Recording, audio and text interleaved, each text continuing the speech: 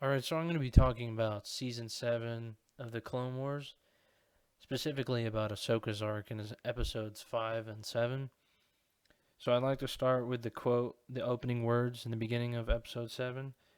It is, "Who you were does not have to define who you are."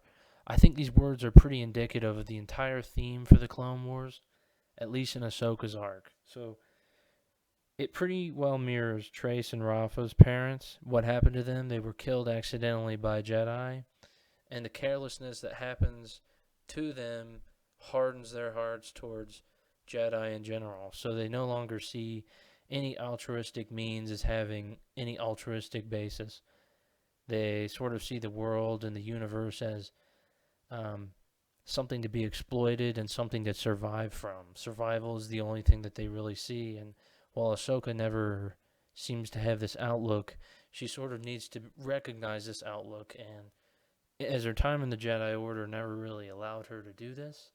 Everything was shrouded in a complete positivity, sort of disembodied from the universe as she knew it. You sort of see something different now, where she recognizes that the world isn't exactly as she had seen it, and that the world is quite different than she imagined. This is sort of her horizons expanding as she's growing up. It's a coming of age tale in some sense as well. But she also, I think it's interesting, she knows a lot more than her counterparts. She knows a lot more about the crime underworld. She knows a lot more about spice. She knows a lot more about slavery. She's not very ignorant of the world, and yet she's pretty naive around people, which is pretty interesting, and it's a cool place for Ahsoka to be. Later on in Clone Wars, hopefully we'll see more of that, and definitely in Star Wars Rebels, we saw sort of a more of a sage character, someone who was more willing to teach and calmer as a result of her extreme experience in the world. I think what's really interesting in these episodes is that we're going to get to see a pre Jedi Purge scenario with Ahsoka. She's going to try and make the world a better place, not being a Jedi. In a sense, you'll be seeing sort of all the things that Obi-Wan goes through in his own exile before that. Um, so by the time we get to Rebels, she's already conquered a lot of the demons that sort of possess her and make her life harder. I mean, because right now she's trying to live her life like a Jedi, but she knows she cannot. And so she has sort of a cognitive dissonance where one part of her is saying, I need to do this, and the other part is saying, um, we can't help. I cannot help. So she's being pulled in more than one direction, and yet she's trying to share her wisdom and help other people. And something that she's having trouble with already in season 7 and episode 5 and 7, you start seeing her use the Force more. And she's concealing it, but obviously that'll become a problem at some point. She can't just hide who she is. Using the Force is part of her nature. I think her character growth is essential in season 7. You start to see in each episode as it builds from episode 5 to episode 6, you see that she's sort of branching out, meeting more people. She's becoming more important to different communities.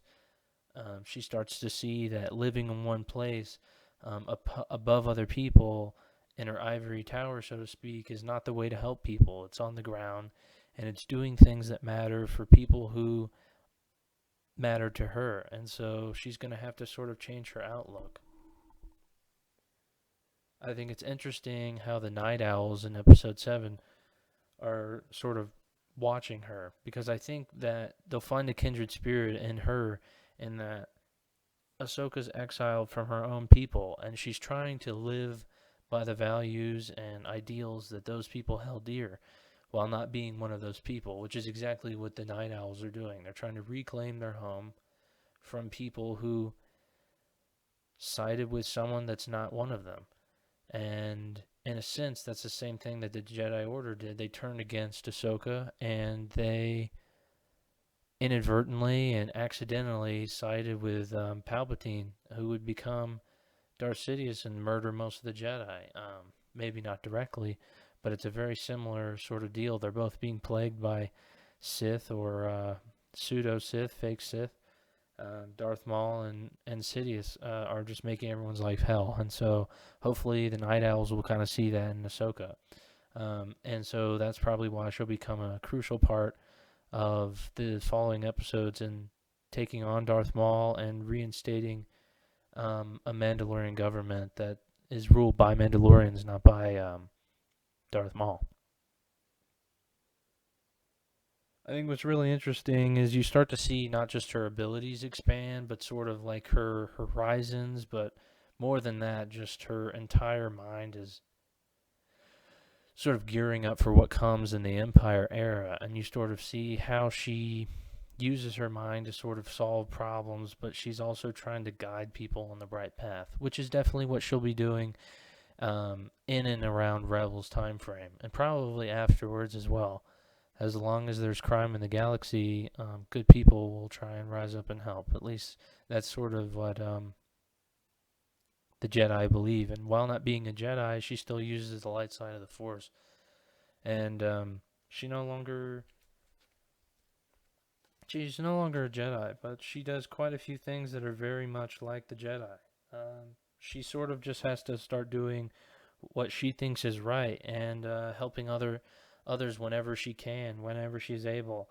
And so her conception of doing good is the precursor sort of conception to Obi-Wan's guidance given in Star Wars Rebels, trust only in the Force. So her trust in the Force will hopefully lead her to helping more people and to accomplishing a expanding mission that she defines for herself. In a sense, her freedom is her entrapment. When she was free to do whatever she wanted at the end of Season 5 in Star Wars: The Clone Wars, she sort of sees, maybe not immediately, but at least in the beginning of, or midway through Season 7, that complete freedom to do whatever you want is really, it's a daunting thing. It's very scary sometimes. And so you've got to define your own mission and decide for yourself what you want to do and who's worth helping. And so she's starting to do that now, and she sort of realizes that all people need help and all people are worth fighting for. People across the galaxy deserve certain rights, and that slavery is not acceptable. There's certain moral truths that are worth fighting for, that anyone can do, regardless of being a Jedi or using the Force. And I think that's what Rebels is all about, and hopefully we get to see more of that outlook and how she changes during the course of Season 7 of Star Wars: The Clone Wars.